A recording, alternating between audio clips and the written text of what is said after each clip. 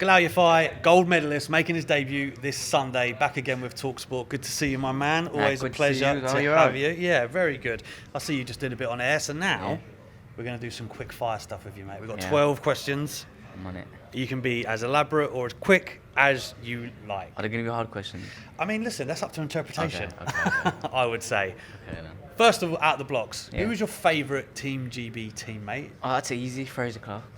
Because he's the skip. Yeah, because we've got a good relationship. But there's a few, you got Chev, Ben. You know what? I get along with all of them. We're all pretty close. But one that stands out is Fraser Clark. Yeah, he seems like that. Like we might as well move on to that one because of his debut, right? Yeah. Like, what did you make of the debut? Yeah, you know what? I spoke to him for his debut. I know people give him a bit of stick saying like the opponent weren't great and things like that. I think it was just a last minute one. Because of the weather conditions, the wind and things like that, they couldn't get an opponent over. So he had to fight someone from Manchester.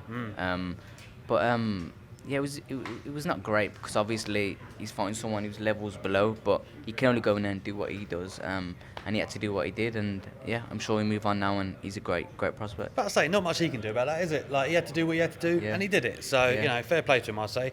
What about other gems that you think are going to be coming out of Team GB in the coming couple of years? Ooh, there's a few, to be fair. There's a guy at my weight, Kieran McDonald, Niall Farrell, Delicious Ori. You got a few good fighters. A lot of younger fighters now coming through. Yeah. So the few that I mentioned there, Lewis Richardson, George Crotty, a few of them, they were good lads coming through. Have you done some sparring with that, like Kieran McDonald, people like that? Yeah, Kieran McDonald, he's my weight. We've been learning off each other.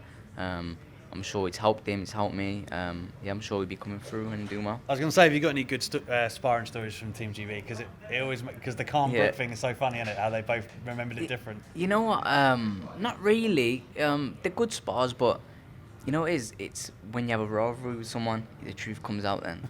But I haven't got a rivalry with anyone, so we'll just keep it hush. No need for that yet. No need for that yet. Speaking of British rivalries, like Conor Brook I just mentioned, have you got a favourite like British boxing rivalry? Because we all talk about Ben, Eubank, and I think Calm Brook has kind of entered that electricity that we saw last weekend. Have you got a favourite at all? You know what? I liked AJ Dillian White. I did. I did, yeah. Kicked off, didn't it, after the first round? I think that's the only reason. Yeah, you can't beat that, to be fair. Although, what do you reckon, like Fury and White? Do you think that's going to be a classic and all? Yeah, that would be a good one. Ain't happened yet though, so that's it. It'd be interesting to see after. What's the part of training and exercise that you hate the most? What do you mean, like fighting or? I mean, in camp, like stuff that you have to do in the gym. Running. Did you say running? Running's the worst. I'd say running. What, long distance or? Yeah, long distance. Short, just a hard run. They're all hard. just a hard run. None of it's nice. Yeah. Is there any goals that it's funny they can't see them on camera, but all the Yafais are in the house here at talkSPORT today. Is there any goals that you three brothers would like to see come to fruition? I don't know, like headline a Birmingham show, or all on the same card together. It could be good. Yeah, hopefully that. But I was gonna say maybe in the future we can open a coffee shop together and call it the Yafai's Coffee Shop. Could we all like coffee? So right, yeah. The Yafai Coffee Shop. Yeah. And that's the name. Locked in, is it? Yeah, that'll be the name. Coffee Yeah. Shop. All right. That'll be the name. What do you think AJ has done for British boxing? AJ's done massive things. Not just boxing. He's a superstar, isn't he? He's a global name now. You think of sporting superstars in Britain, and Andy Joshua springs to mind. He's come through the traditional GB route, like myself, Olympic gold medalist, won numerous world titles.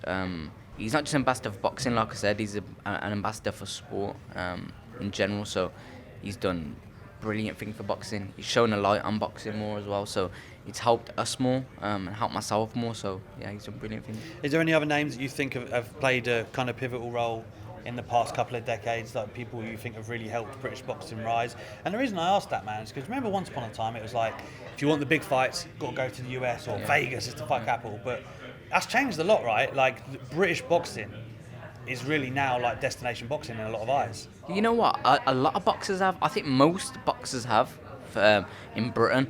Every fight that boxers have, and whenever there are any of them are in big fights, it shines a light on boxing. So I don't want to pinpoint any boxers like the Cal Brooks or the Amir Khans and the Dillian Whites and Tyson Furies, but they're the standout boxers in Britain. But it's the smaller ones as well that do their bit, and I think you got to shine light on them more too, because it takes a lot of guts to get in the ring.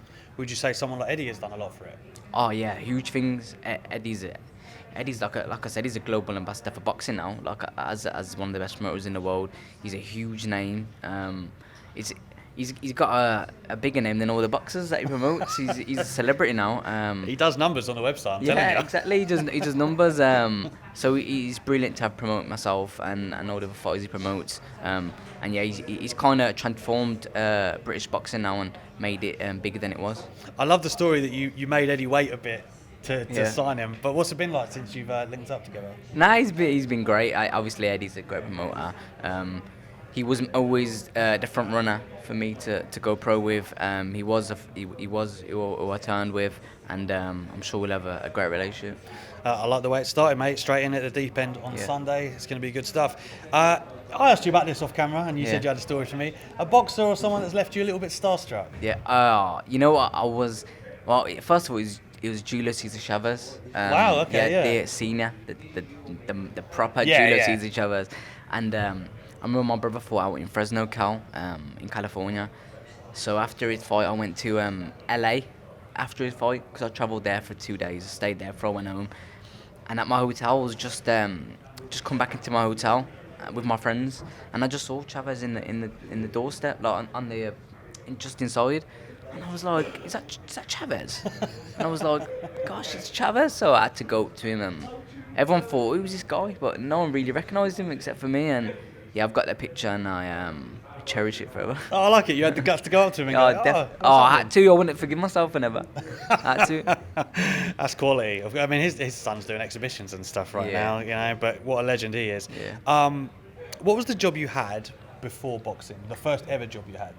The first job I worked in a Land Rover factory for DHL for 3 years, delivering parts, things like that. Not the job I enjoyed. I did it for 3 years, and I hated it, to be fair. But yeah, didn't take out the passion of boxing. That's what made me so hungry in boxing, I think. Just not wanting to be there forever. Yeah. If you could put together like a top 5 pound for pounders in the world right now, who would you have? Okay. In order, I would just top 5. I won't put too much pressure on you. Okay. If you want to put them in order, it's up to you. Okay, I would have Canelo, Terence Crawford, Inoue, maybe Tyson Fury, and one more. Let me think. I'm probably gonna go with maybe Beterbiev. Yeah, that's a fair shout. Yeah, maybe Beterbiev. I think I might get a stick for that, but I think that's a good. I think it's hard to go against someone who's 17 or 18 and over 80 knockouts. Who's a monster, so yeah, I've got to go. Because I mean, lightweights have got a few. Well, like Lomachenko was commonly considered a few years ago, but obviously the loss has done that. But they've got a lot of star power there too, innit? Like, there's a lot of divisions like that. What to you for like pound for pound? Because you just said Tyson Fury being there, and that's a good argument. He's unbeaten and world champion. Yeah. What do you think? Is it someone who can do it in multiple divisions? Is that what makes it for you? Yeah, maybe someone who could do it in multiple divisions. How long someone's been at the top 4, who they've beat. But it's subject to opinion. Some people might like another fighter better. Lomachenko, you could still argue Lomachenko's in there. You could. You could argue a lot of fighters. But I think just they're the one for me. I might change my mind in an hour. I might change my mind. Got a couple left for you, mate. Where'd you keep your gold medal? I literally keep it just on my shelf. I've got like a little shelf display with all my trophies and pictures and things. I just keep it there, really. I try it on sometimes on house. Yeah, on a Saturday night. How does it look like with this shirt? Who's the hardest puncher you've ever faced?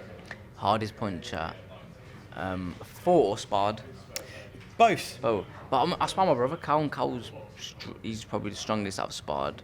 But I thought. Does he know that? Yeah, I tell him. He said you're one of the strongest I've sparred. He's called you the hardest puncher over there. I know Gamal's big as well. yeah, I'll sort that out. But I'm trying to think as well. I fought a great Colombian fighter when I was in 2017.